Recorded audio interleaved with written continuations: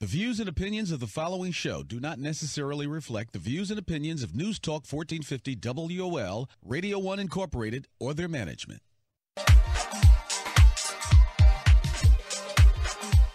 Welcome to Beyond Just Talk. This is a positive, inspirational, and thought-provoking program that discusses life and business topics from a solution-oriented perspective with your host, S.L. Young. All right, welcome. It's another great day, and we're ready to discuss subjects that will make a difference in your day. This is the place that people connect, ideas are shared, and lives are enriched. My name is Stacey Young. My author's name is S.L. Young, but please call me Sly. Before we get started today, next week, my guest is a man who works to protect individuals, systems, and networks from unwelcome visitors and attacks. For this week, we'll recap last week's show, have a discussion with my guest, Dave Oberting, who was a former executive recruiter and is an economic developer, social entrepreneur, and philanthropist. Easy for me to say today. And preview next week's guest. On last week's show, my special guest was Vernetta Freeney, who is the founder and chairwoman of the award-winning blog Women Are Game Changers. Ms. Freeney started her blog while unemployed and needed something to do. Her goal was to create positive messages and good examples for women and girls to follow instead of the negative stereotypes that are too often seen on reality TV. She documents the big moves women are making, such as starting their own businesses, overcoming personal challenges, or strategies from up-and-coming and powerful women. These are the types of stories that she showcases on her blog. Ms. Freeney said that more women don't share their stories due to fear, especially if these stories are about their personal struggles, because these women worry about being judged, even though these painful experiences might help others. Her advice for women who are working to overcome challenges or who have a dream is to just do it, because this is the only way to make forward progress. Moreover, you never know who your story might benefit. Too many times, according to Ms. Freeney, worrying too much leads to negative progress instead of being an impetus for change. She went on to say that by taking a chance, you'll always know the outcome, good or bad, which is better than not taking a chance at all. Ms. Freeney said that women need to learn to push themselves past their fears to have greater opportunities for success. If you'd like to learn more about Ms. Freeney and her Women Are Game Changers work, please visit her website at womenaregamechangers.com. Also on last week's show, my featured guest was Deshawn Robinson Chu, who is a social entrepreneur, professor, and founder of She EO LLC. Ms. Robinson Chu comes from a lineage of entrepreneurs which provided her with an opportunity to gain valuable experiences while working for several family businesses. In elementary school, she always loved to sell Girl Scout cookies. While doing this, she quickly realized that selling was easy for her. She said that these experiences led to her first business creation, which was selling her handmade toys and jewelry as a child. Later in her life, after working with women entrepreneurs, the idea emerged for the SheEO Academy. Subsequently, SheEO LLC was founded in 2003, and the first academy launched in 2011. She said that entrepreneurial skills are either innate, developed, or emerge out of life circumstances. She went on to say that one of these issues that prevents individuals from becoming entrepreneurs is a lack of exposure to entrepreneurship as a business possibility and opportunity versus taking a traditional route of working for a company. Mrs. Robinson Chu encourages individuals to not be afraid to solicit money from their family to get their businesses started. Also, she encourages individuals to consider starting with a home-based business to minimize overhead expenses. Another method to obtain funds Ms. Robinson Chu discussed was grants or loans from the Small Business Administration. Also, she encourages individuals to pursue their entrepreneurial dreams, but not to take the safe route. She said that trying to start a business on a part-time basis isn't the best way to grow while maintaining a full-time job. Her recommendation is to secure your resources to support yourself and then take a chance to pursue your dream. Mrs. Robinson Chu's companies, the SheEO LLC and the SheEO Academy, provide tools and training to help young ladies exceed in life and business through weekly meetings to discuss the meaning of being an executive. SheEO helps young ladies to become sophisticated, healthy, educated entrepreneurs who are original. In these programs, young ladies are taught about business etiquette, setting goals, developing business ideas, and much more. The goal is to build a foundation for young ladies to embrace their future SheEOs. If you'd like to learn more about Mrs. Robinson Chew, please visit her website at RobinsonChew.com.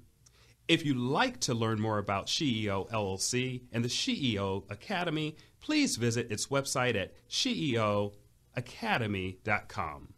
If you missed either of these conversations, these interviews will be posted to my website within the next few days at slyoung.com/bjt-radio.html. If you'd like to connect with me after the show, you can reach me on my website at slyoung.com, on Facebook at facebook.com/beyondjusttalk, one word, or locate me on Twitter, Google+, Instagram, and SoundCloud using the handle SLYoungVA. It's important to mention that this week is Suicide Prevention Week, and this Thursday, September 10th, is World Suicide Prevention Day. Too many individuals needlessly take their lives due to depression, being afraid to ask for help, bullying at school or work, or other reasons. As someone who has battled depression and was moments from taking my life in March 2014, please know, based on my experiences, that there's always someone who is willing to help. However, you need to be willing to ask for assistance. Please know that it isn't a weakness to say, I'm struggling and need help. Being afraid or ashamed to share your challenges isn't a reason for anyone to die. If you or someone you know needs assistance or information, please contact the Suicide Prevention Lifeline at either 1-800-273-8255 or its website at suicidepreventionlifeline.org. Also, if you'd like to read about my well-documented road to recovery after battling depression and a near suicide, please visit a dedicated page on my website at slyoung.com/depression.html. One of my articles in particular is especially useful, which is helping someone who might be depressed. Folks, we're just getting started today. There's still more to discuss about a man who works to make a difference in the lives of those who could use a little assistance, so stay tuned. As for the rest of today's show, we'll discuss the Economic Growth DC Foundation's EGDC, purpose and its work, learn about EGDC's partnerships with business and the DC government to foster its goals, obtain information about ways that businesses, organizations, and individuals can get involved to create socioeconomic opportunities for disadvantaged individuals, and will detail the reasons that EGDC focuses on criminal justice reform, including finding jobs for returning citizens. Before I introduce today's guest, I want listeners to know that if you'd like to join our conversation, please dial 1-800-450-7876. My featured guest today, Dave Oberting, is the Executive Director and Chairman of the Economic Growth DC Foundation, EGDC. Mr. Oberting's career started as a senior corporate counsel recruiter for a major international search firm. After a couple of years in this position, he founded a boutique executive search firm, Mitchell Reynolds Iverson, that specialized in the recruitment of healthcare, legal, and information technology professionals. Later, he would work as a director of business development and recruiting for another firm prior to launching his next company, Capstone Partners. As the leader of EGDC, he and his organization works to improve student achievement by advancing research and programming to ensure that the District of Columbia students can think critically, solve problems, communicate effectively, and collaborate within a team. Also, this organization is committed to criminal justice reform, which includes finding jobs for returning citizens who are individuals who were previously incarcerated. Now, without further ado, I welcome my guest, who is a former executive recruiter, economic developer, social entrepreneur, and philanthropist. Dave Oberting, welcome to Beyond Just Talk. Hey, Sly, thank you very much for having me. First thing I wanted to say is I love the title of your show. Oh, thanks. Because a lot of times we get caught up in the talk and we don't end up doing much. And so the idea that you're with this show trying to move beyond talk to get to the actual action is something that I like and am impressed by. Well, thank you very much, because one of the keys for this show and the idea that I wanted to do is I wanted to have this as an extension of my classroom, because there's so many things that we can learn from others about business and life, and being able to share that in a meaningful way is important. But the other thing that I've seen on a lot of shows and where I get sort of frustrated is you have these guests that come on, you don't know anything about them or their background, so they start coming on and they give you all this information, but you really don't necessarily also get anything that you can use. So I try to take those moments that happen, those teachable moments throughout the show, and make sure that my audience is aware, and then following up after the show, letting folks know what's going on. So with that in mind, why don't we start with, well, who are you?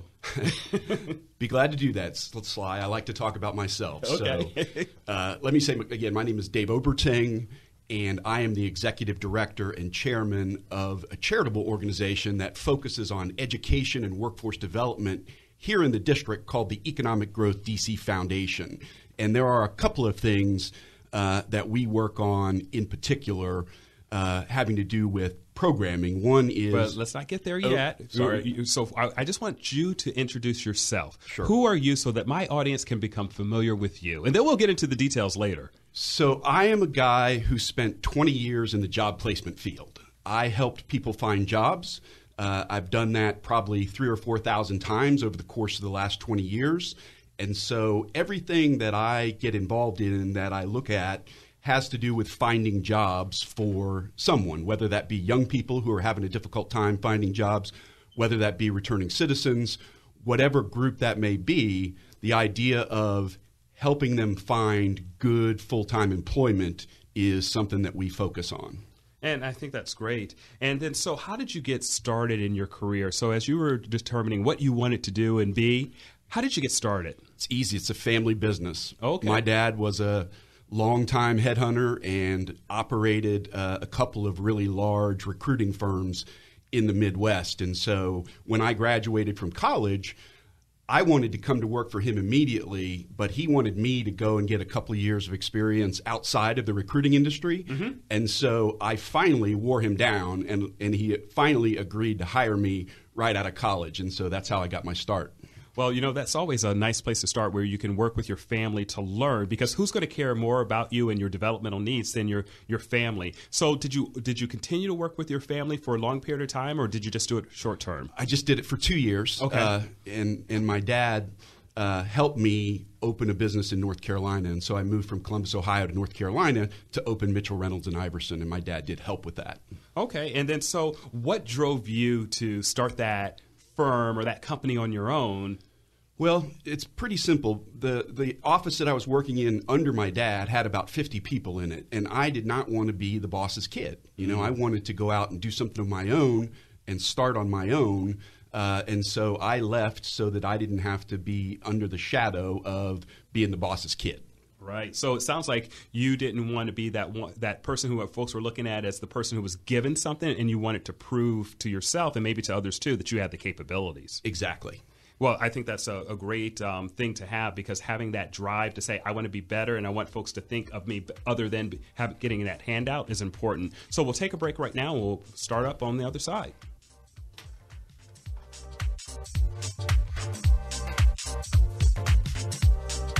News Talk 1450 WOL AM, where information is power.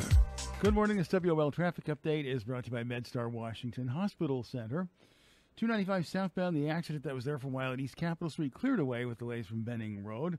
The ramp from northbound 395 in the 3rd Street Tunnel to Massachusetts Avenue has been reopened. The construction equipment that flipped over on the ramp was cleared, so that's better news as well.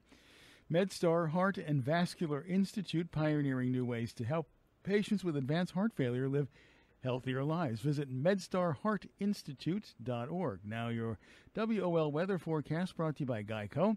For today, sunny, a high near 93. Clear overnight down to 72. Tomorrow, sunny in the morning, and then increasing clouds during the day. Could see a scattered thunderstorm. And a high tomorrow near 92.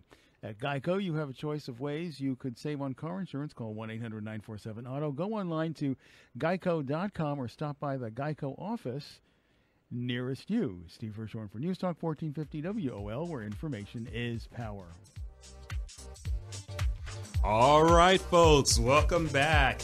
Today, we have Dave Oberting in studio with me, and you're listening to Beyond Just Talk with S.L. Young. So prior to the break, we were talking about your experiences working with your father's firm and then you going on to create your own thing. And the reason that you wanted to create your own company was because you didn't want to be seen as that individual that was given a handout from your father. So when you first started as an entrepreneur, what did you first do? How did you sort of figure things out on your own?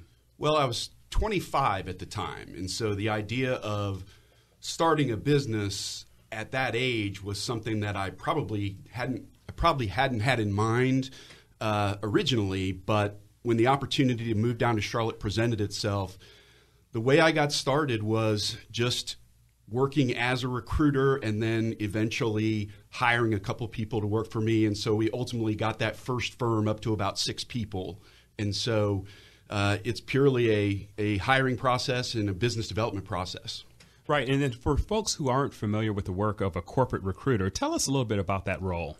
Well, it's pretty easy. A company or institution of some kind will hire us to go and find for them a professional for a particular position. And so I recruited a lot of lawyers. And so a lot of law firms, a lot of corporate legal departments would hire me to go and find an associate general counsel for them or an attorney of some kind. And so it basically, you end up in a particular specialty in the recruiting business. And I specialized in the placement of lawyers and lobbyists. So was it easy for you to establish yourself as a corporate recruiter?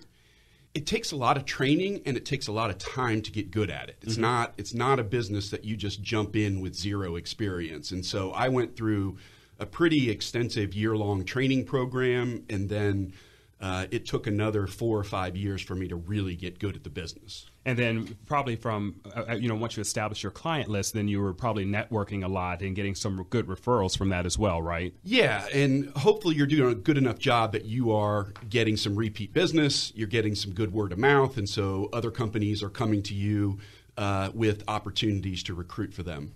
And then I'm sure there's some future entrepreneurs that are out there or some folks that are working right now to establish their own businesses. So what recommendations or advice would you give to someone who's about to start their own enterprise? Well, I think it makes sense if you're going to start a business, start it in something that you have some expertise in and start it in something in which you have an opportunity to grow. And so depending upon what fields you come out of, I would certainly make a recommendation to someone who's thinking about an entrepreneurial activity that they have experience in that area. Right. And one of the things you were talking about earlier was training, right? So if I don't have the skills, I need to go get some training. It sounds like you were connected with some type of organization that helped to get you trained. So would you recommend that someone who's thinking about starting a business and maybe they don't have a college degree, but they want to learn a little bit of something about business, do you recommend that they go take some college courses? I think you absolutely can. DC's got a really nice community college, and so people can take, I think, entry-level business classes at the community college. And so I wouldn't ever say no to more education. I mean, the idea that someone wants to advance via increasing education, I think that's a fantastic concept. Yeah, I think that education should be something that folks pursue throughout their lives. And one of the things that I thought was sort of interesting, and it actually sort of relates to education because it relates to your background. And what you recently wrote a blog entry about white privilege entitled "Justice Denied in Washington, D.C." You detailed the safe and secure neighborhoods that you grew up in and went to school. Why did you feel compelled to write this article?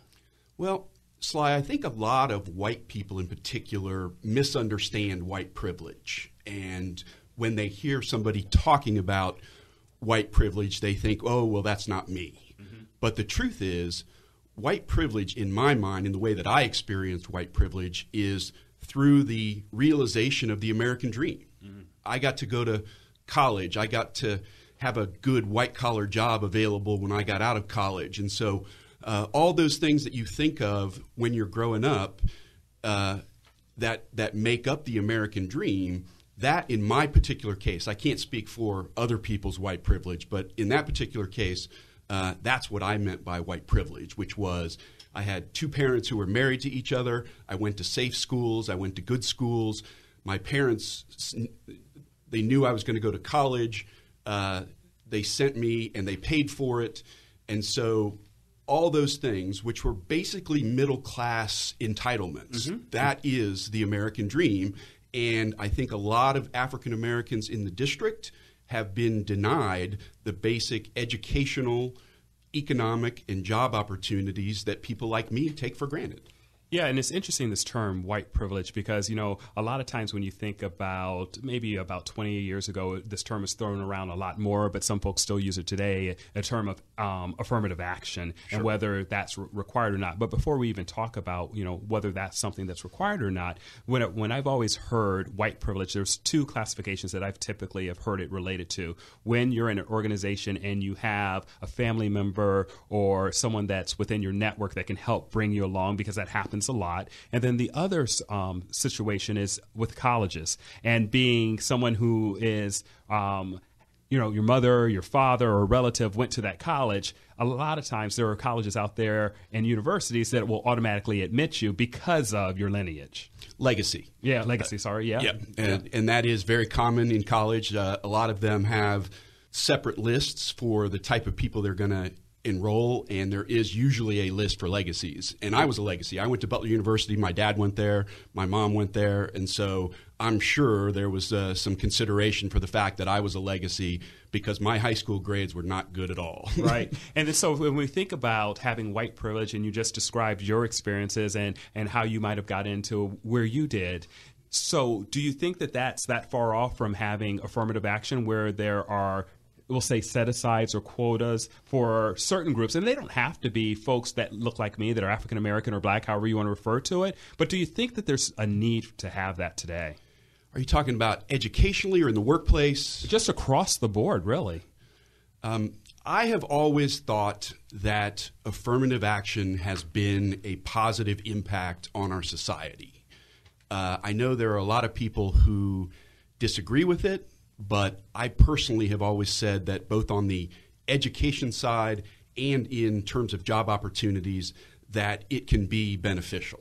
Yeah, but you know, affirmative action, and when we think about making sure that there's equal representation across the board and making sure that folks are equally getting opportunities, because I know that I worked in a lot of Fortune 500 companies as a black man being in these organizations. I know that I did not always see in these technology companies a lot of folks that look like me.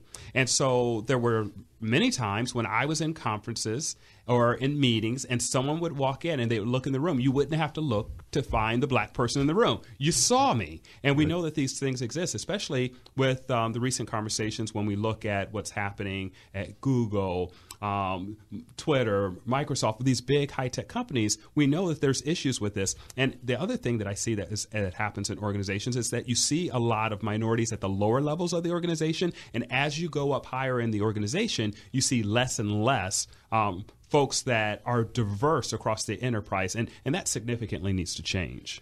Yeah, computer science in particular is about 90% white and about 90% male. And so there is a serious lack of representation from minority groups in technology and in computer science.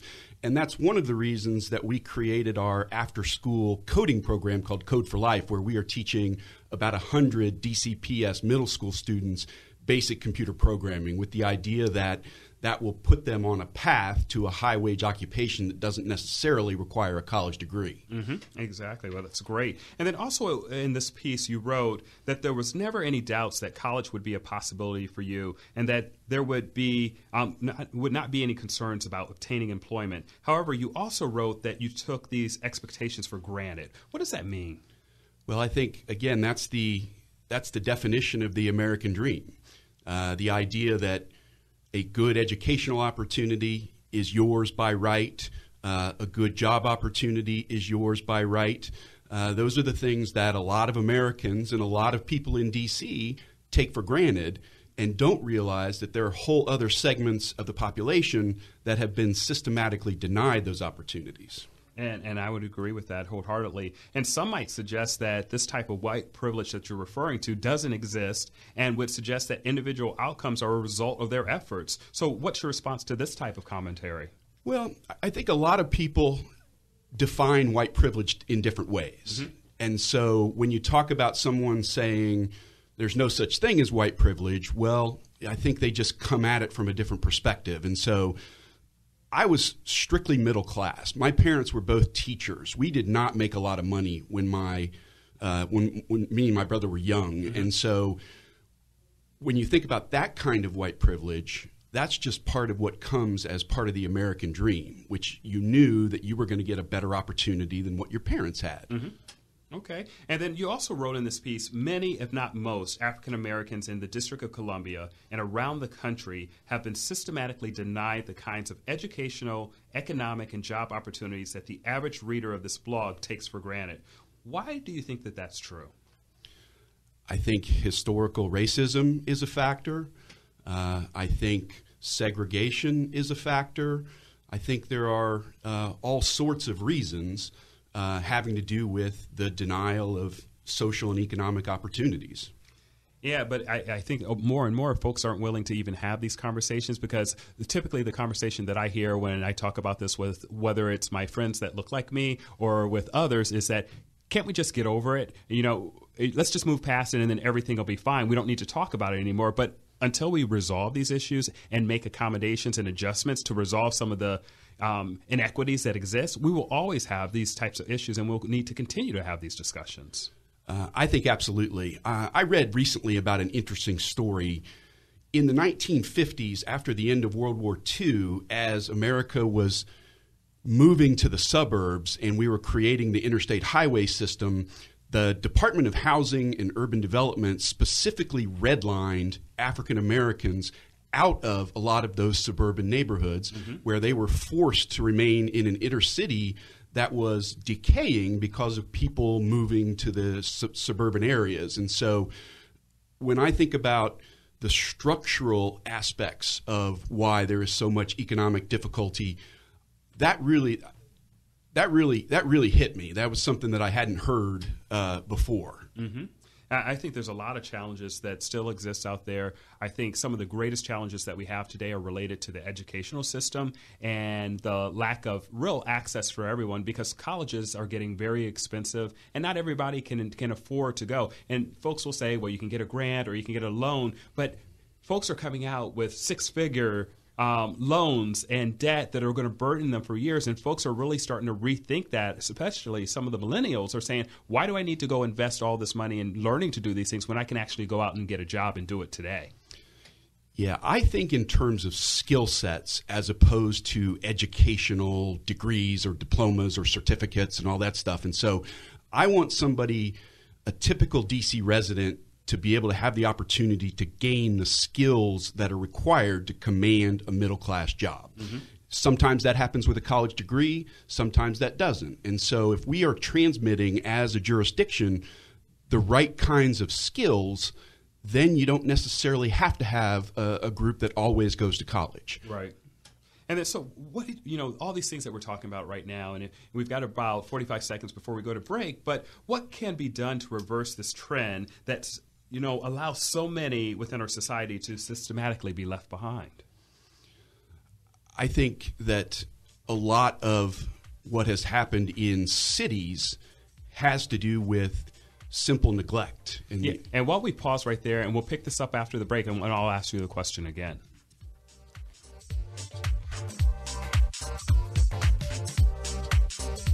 News Talk 1450 WOL AM, where information is power. This report brought to you by Destination Gettysburg. Plan a delicious weekend in Gettysburg, Pennsylvania, and craft brew tasting. Stop by the farm markets. Take a food tour, winery tour, and a battlefield tour. Visit destinationgettysburg.com. The Fairfax County branch of the NAACP has announced its support for changing the name of Jeb Stuart High School in Falls Church. Stuart was a Confederate general. Groups called Students for Change and Alumni for Change have started an online petition. This week marks 1 year since two toddlers were last seen alive in Montgomery County. 3-year-old Jacob disappeared a year ago yesterday, and 2-year-old Sarah vanished 1 year ago today. Their mother, Catherine Hoggle, is charged with abduction, neglect, and hindering the investigation, and is being treated at a psychiatric facility after being found incompetent to stand trial. The whereabouts of the Hoggle children remain unknown. I'm Tom Roberts. Police are identifying a man who was shot and killed in Temple Hills. They believe the death Sunday night of 26-year-old Tareen Beard of Temple Hills may have been the result of an attempted robbery in the 4600 block of Dallas Place. A woman is dead after being struck by a car as she tried to cross a street in Gaithersburg. Police are investigating and say the vehicle remained at the scene early yesterday morning at South Frederick Avenue and South Westland Drive. The Mets beat the Nationals 8-5 in the opener of a key series. The Yankees beat the Orioles 8-6 in the Bronx. O's reliever Brian Mattis gave up a 3-run homer to rookie first baseman Greg Bird in the 7th inning. It's tough. I'd like to take that one back, but just move on. New York's won 5 in a row over Baltimore. Ohio State trailed 17-14 at halftime, then came back to beat Virginia Tech 42-24 in Blacksburg. The Hokies beat the Buckeyes last season in Columbus to give OSU its only loss. This report brought to you by the AT&T Nations Football Classic. Friday, September 18th, RFK Stadium in D.C., Hampton University versus Howard. I'm John Lewis. When you're looking for news from Black America, go to newsone.com.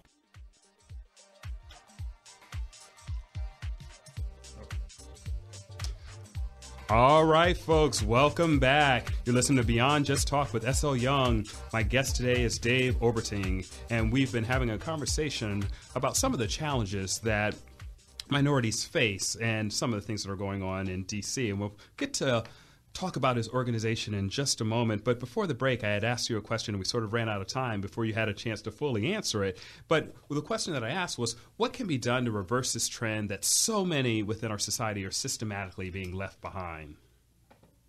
Well, Sly, I don't think the problem is money. We've spent in excess of $22 trillion in the war on poverty since 1965. But are we spending it in the right places? That is exactly my point, right. Is where are we directing those resources and what are we helping D.C. residents to do? And if we are helping D.C. residents to find jobs and helping them have the skills that allow them to command full-time middle-class employment, then we're doing the right things. If we're not, then it just doesn't seem like we're spending that money well. Yeah, and I think that all of this starts primarily with quality of education and then educational expectations at home and in many instances within the communities as well, because what I know from my challenging times as having educational challenges, it wasn't that I couldn't do the work, I didn't do the work, but I also didn't have enough positive influences around me that were pushing me to do better. And then once I got to the corporate environment and I was working with folks who were excelling, that was when things really started to change and adjust. So I think we need to do a better job of connecting students who are struggling and partnering with other students that are doing well, that come from it doesn't have to be exact similar makeup, but something that they can relate to. Sure. I think mentorship in schools is something that we don't do enough of. We need to bring people into those schools, into those communities, and be able to display positive role models for young students who need to know what success looks like. Yeah, and then some folks would also say that if I'm within a certain community, and we know that this happens, so bear with me for just a moment. So, if I'm within a certain community, I don't get the best teachers. I don't get the best books. I don't get the best equipment. I don't get the best a lot of things. So when you're having pockets of a city that don't get equal treatment in terms of their resources, then I think that's always going to lead to a situation where students are getting left behind, further and further behind. So in our after-school coding program, we operate in 4 different schools, and those schools have varying levels of poverty. And the one that has the worst poverty situation, their building is a mess. They don't have the best teachers. They don't have the best principal. And so it seems that when poverty is involved, all the bad stuff just rolls downhill. Mm-hmm. And the kids that are in the most impoverished situations always end up with the least amount of resources and the lowest quality of resources. And so to me, it's a matter of consciously directing those resources where they need to go and convincing the best teachers to go teach in the most difficult schools and getting the best principals, because teachers get evaluated based on test scores. And so they would naturally want to be in a better school where they can get a bonus and they can get better reviews. And so you have to find some kind of positive mechanism for pushing those teachers into the most difficult schools. Well, it's sort of interesting that you bring that up because teacher pay is a factor. And I was watching a couple of the news channels earlier today, and they were talking about Fairfax County in particular. And they were saying that Fairfax County has been losing a lot of teachers to, I think particularly they mentioned Arlington County, because the pay is so much better. So if we're not paying our teachers enough to maintain them in the classroom, because I know when I went to school, there were teachers that had to work, 2 and 3 jobs just to sort of maintain their basic standard of living. And now today, I even know teachers that are still doing the same thing. So if we're not finding enough resources to maintain the teachers that are the most influential, that want to be there because they're passionate about teaching, then we're going to get what we get. So I think with its new teacher contract and the impact review system that the district implemented a couple of years ago, I think they pay pretty competitively in D.C. Okay. I know Fairfax County's got one of the best school systems in the country.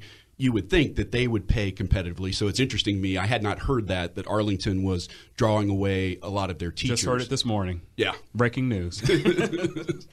And then so if somebody wanted to get, so I want to back up because I'm not sure if we really gave you an opportunity to explain what your program is and how it works. But what's the name of your program? How can someone get involved, maybe if it's in their school? And if somebody was interested in starting a program in their school, how could they get one started? Sure. So our after-school program is called Code for Life, and it teaches basic computer programming to middle school students. We're in 4 schools, 2 DCPS schools and 2 charter schools, and we teach 3 different curricula. We teach a very basic visually oriented programming language. We teach HTML and CSS, and we're also going to be teaching a big data and data analytics module this year. And all of our curriculum is free and open source and is available online. And so if a math teacher wanted to teach our curriculum in their school, because we're not able to be everywhere at the same time. And so we've made that available to them. And so they have the ability to go and just access our curriculum at any time. Is that something that you can share with my audience, or is it something that they would have to contact you to get that access to that information? It's not on our website at the moment because we're updating the curricula, but it will be. And so if they just go to EGDCfoundation.org, in probably another 2 weeks, they will be able to access the curriculum. Okay, and then what about volunteers? Do you need volunteers to support your organization? Absolutely. We are a volunteer-driven organization, so we're going to be in 8 classrooms starting in October. We're going to have about 100 kids in the program. And so if there's anyone out there that has a computer science background and likes the idea of teaching young kids how to code, we would be interested in talking to them. And then what about funding? Do you need funding as well? I don't know of a nonprofit that doesn't need funding. So we are constantly in a fundraising process to support Code for Life. We're looking right now to get a full-time program manager so that we can expand over the course of the next couple of years. And so we're trying to raise money for the idea of being able to hire a program manager. So you can donate right there on that website at EGDCfoundation.org. Well, since we're already talking about volunteers and raising money, we probably should tell folks more about the organization. So your organization is the Economic Growth DC Foundation, EGDC. And so why don't you tell us, you've been describing pieces of what you do. So tell us about the organization as a whole. What do you do? So the Economic Growth DC Foundation is a spin-off of an economic policy organization that we run called Economic Growth DC. And Economic Growth DC, the basic premise behind that is the district's economy isn't growing fast enough to create a sufficient number of jobs, and especially to create a sufficient number of good jobs. And so we need to implement policy, legislation, regulation that's conducive to faster economic growth in order to create the right number of jobs. And then we got about 6 months into the operation of Economic Growth DC and realized that a lot of what we wanted to do was purely charitable in nature. And so we created a 501c3, the Economic Growth DC Foundation, and we do all of our education and workforce development work out of the foundation. And so you've been describing a lot about the educational side, at least as it relates to in the schools. And so you were just talking about some workforce development. So what do you do related to workforce development? Well, my background, as we discussed earlier, is in job placement. And so I have been involved in helping people find jobs. I've run job placement firms. And so job placement is a part of our workforce development system. It's something that every job training program that the district runs is supposed to have a job placement function that goes along with that. We just don't do job placement very well. And so in the particular case of returning citizens, which there are about 60,000 returning citizens that are residents of D.C. And when we refer to returning citizens, who are you referring to? Most people know them as ex-offenders, okay, but the district has decided, and I happen to agree with them, that the term ex-offender can be stigmatizing, Yep. and so Absolutely. We don't use it in the district, and I think that's probably a good idea if you're trying to help them reintegrate into society. Mm-hmm. Oh, so continue your other point. I just want to make sure that we define that term. Sorry. Sure. So there are about 60,000 returning citizens that live in the district. The estimated unemployment rate for that particular subgroup is between 50 and 55%. And so there's about 30,000 unemployed D.C. residents that have a criminal conviction of some kind. Mm-hmm. And if your goal, one of our organizational goals, is to get the unemployment rate in all 8 wards of the district down under 5%. And so if you're going to do that, you have to have a serious plan for helping returning citizens get into the workforce. Well, I think that's a great place to ask. What is EGDC doing to help returning citizens find a job? So we have proposed a program, and let me say this is not a full-blown working program right now. This is something that we've proposed and we're seeking funding for, but we've proposed an idea that we call Operation Capstone, which is the creation within our charitable foundation of a nonprofit job placement firm that would do nothing other than under my direction place returning citizens into jobs. Oh, that's a great idea. And then, so you're not too far along in the process yet with this? We've been working on it for about a year. We have not had a lot of luck. Getting funding for the particular program because it's new, and so it's been a little bit of a struggle funding-wise, but it is something that we continue to work on. So other than funding, I would think a critical component is to have companies and organizations that are willing to hire returning citizens. So how are you doing in terms of recruiting organizations to get involved? There are 21,000 private businesses in the district, and part of the plan behind Operation Capstone is that you would have enough people who are able to get in touch with each and every one of those employers and figure out which of them is able to hire returning citizens. And so if it's a financial institution, they have regulations and restrictions on who they can hire. But the idea of taking that 21,000 and narrowing it down to about 5,000 who are companies within the district that are in a position to be able to hire returning citizens, that's something that we'd like to do, and you have to have the operation up and running to be able to figure that out. Yeah, and I think that's a great plan that you're working on. But I think another important initiative that's being worked on in the district is, and actually legislation that was passed, was the Ban the Box initiative. And I think that that's going to be, I want to say radical, but I guess it is sort of radical because it's something that's sweeping the country right now, and it's totally different than the challenges that inmates have had or returning citizens have had in trying to find a job. Well, I have kind of an opposing view on Ban the Box. I don't particularly think it's going to be helpful as far as the hiring process goes and helping African-American men in particular get hired. If you want to talk about that when we come back. Yeah, we can do that. And we're going to wrap things up right here, and we'll pick it up after the break. News updates on the web at WOLDCnews.com. Good morning. This WOL traffic update is brought to you by Maryland Auto Insurance. 14th Street at Fairmont Street Northwest, north of Florida Avenue. It was an accident just reported. Look for a bit of police direction there. Southbound on 295 at East Capitol Street. That long-standing accident finally completely cleared and delays are easing up. If you've been turned down or canceled by car insurance companies, check out Maryland Auto Insurance. They'll insure you guaranteed. Find an agent. at mymarylandauto.com. Now your WOL weather forecast brought to you by the U.S. Department of Health and Human Services. For today, mostly sunny, highs in the low 90s, clear overnight down to 72. Tomorrow, sunny in the morning, and then increasing clouds later in the day, high near 92. Did you know that just one organ, eye, and tissue donor saves or improves 50 or more lives? Sign up today at organdonor.gov. Steve Hirschhorn for News Talk 1450 WOL, where information is power. All right, folks, welcome back to Beyond Just Talk with S.L. Young. Today, my guest is Dave Oberting, and we're having a great conversation about a lot of important work that his organization is doing at EGDC, the Economic Growth DC Foundation.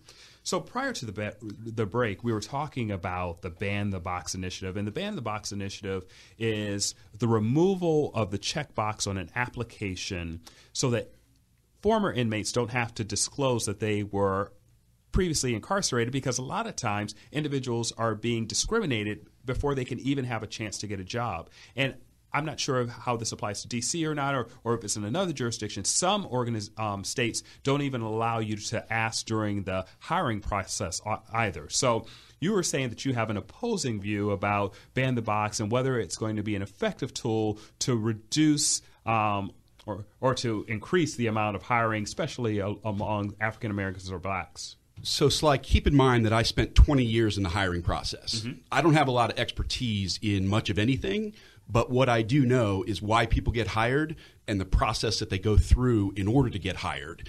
And in my opinion, Ban the Box is just going to complicate that hiring process, because it doesn't prohibit an organization from checking on a criminal background, checking a criminal record. It simply moves it away as far as the time that you're able to check it.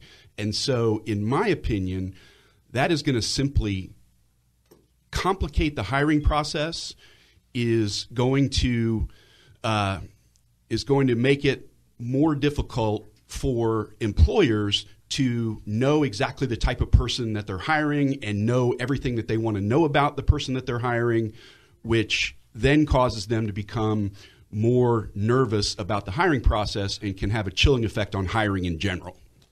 Well, I mean, but we've got to try something, because what we've been doing in the past isn't working. So we need to improve the opportunities for folks that are returning to be able to have jobs. And I can tell you from personal experience, working with inmates at a local jail, that's one of their biggest concerns. They're like, once I get out of here, now I have a felony conviction, and you want me to do better and do the right thing, but folks are blocking me from having opportunities. I agree with that completely. And in terms of expanding opportunities, I think education of employers to understand what a particular conviction is and how that can be remediated, I think is important. And so it's a difficult question for employers, because there's a lot of employers that want to do the right thing, but you've got liability insurance, you've got all kinds of issues that pop up in the middle of the hiring process. And so it's a difficult item, but I agree completely we need to expand that opportunity. You know, it's sort of funny when my dog doesn't understand something, he gives me sort of like this head tilt. And it's like I had like that sort of head tilt moment, because just because someone has had a previous conviction does not mean that they're going to do something else in the future. You can have somebody who's in your organization right now that just hasn't got caught, or they might do something in the future. So you can't like take away all the risks, but how long do we continually punish someone for something that they did in the past and trying to help them to move forward? But anyway, I want to move on. But go ahead real quick. One of the ways that we can do that is by being much more aggressive about record sealing. Right now, the district doesn't seal any felonies at all. Yeah. And so I think we need to take a much closer look at the record sealing process. We need to make it easier. We need to automate it to a certain degree. And I think that's one of the ways that you can help returning citizens increase their job opportunities. Yeah. So are there other programs out there that, really help returning citizens to reintegrate? Because I had Ryan Ricekamp on a couple of weeks ago, and he was saying that when he was coming out, there really wasn't much, and it's still not a lot, if I remember correctly from our conversation. So, what other programs are out there, and why aren't there more? The answer to why aren't there more is probably funding. There is a really good program that the District of Columbia runs. It's called Project Empowerment, and they have about 700 people in that program, they go through a 3-week intensive soft skills, job skills type training process, and then they are put on 6 months worth of subsidized employment with the idea that those positions will become full-time at the end of that 6-month subsidy. And so it's a program that does a lot of good things, and they do them well. And so I've always been a fan of Project Empowerment. As far as what other programs there are around the district, I'm not familiar with any other ones. No, that's fair enough. And so let's talk about something that you're more familiar with. Another goal of EGDC is to reduce the unemployment rate in the district to under 5% in all 8 wards. And, when I read something like that, I'm like, wow, that's really ambitious. So, what are the plans to do this? Well, you have to do a couple of things. One is you have to have an economy that grows faster. Our economy does not produce enough jobs, period. It especially does not produce enough good jobs. And so you need legislation, regulation, policy that's conducive to faster economic growth, because that's how jobs get created. And then the other side of that is through both your workforce development and your education system, you have to be able to improve both of those dramatically, because that's where that opportunity comes from. Absolutely, because, not having the availability of jobs, but also not having access to low-cost educational options. And that's another conversation I would love to have offline, because there's so many things that we can do, and there's a lot of resources that are out there today that are willing to contribute to society in a meaningful way to provide opportunities for individuals to learn.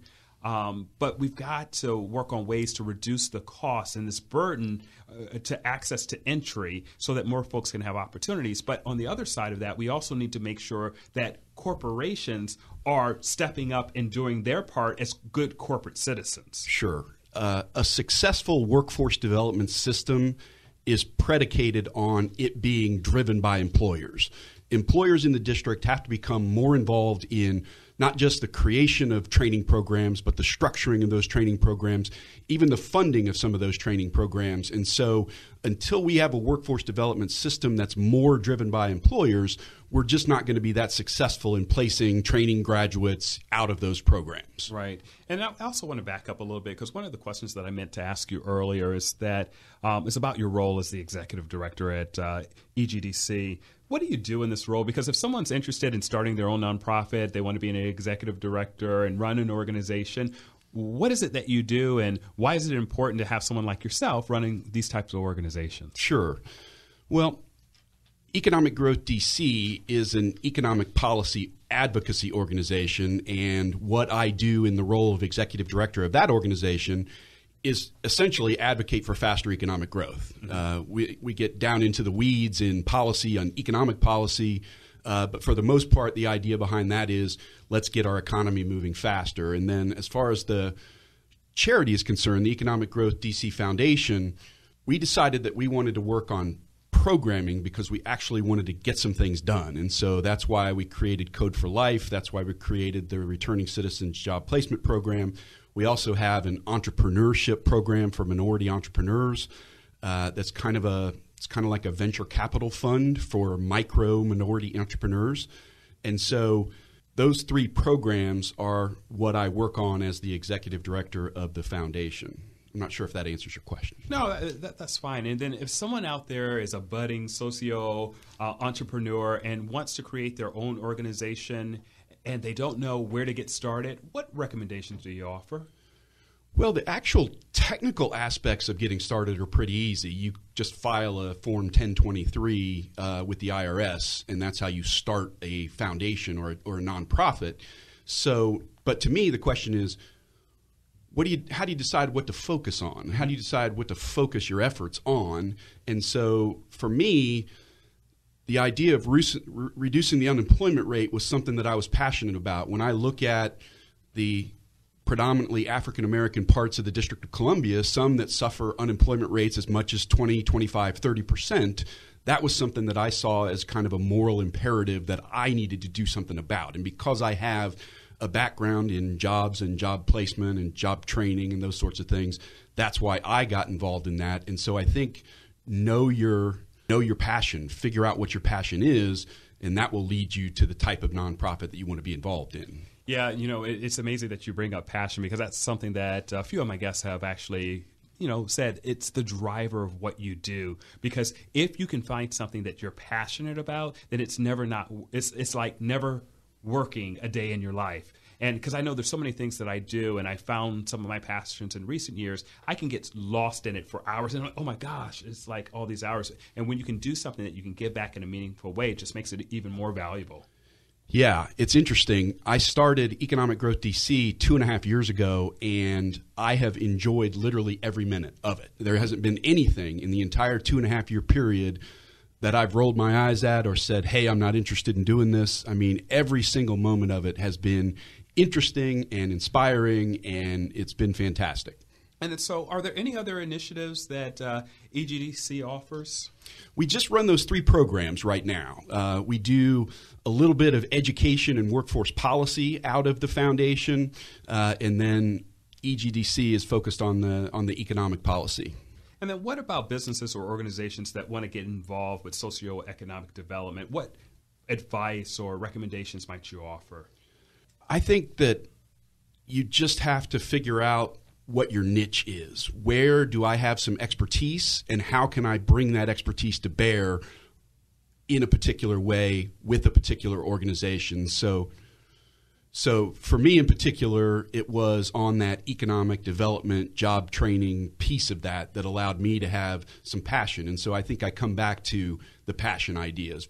Find that, and that'll tell you where you need to be. And I think that's a great place to leave it for today. It's all about passion and finding something that you really love. So, folks, I hope that you enjoyed today's show. On next week's show, my guest will be William McBurrow, who is the managing partner of Mick Global Tech, which is an information security and information technology infrastructure management consulting firm that helps businesses executives better align their security and IT infrastructure programs with their business goals and regulatory requirements. And Dave Oberting, I didn't say it, but thanks again for being on the show. Remember, your candle is fueled from within, so don't let anyone reduce or block the fuel to maximize its brightness. Enjoy the rest of your week. Until next time, my friends, have a good one. 1450 WOL.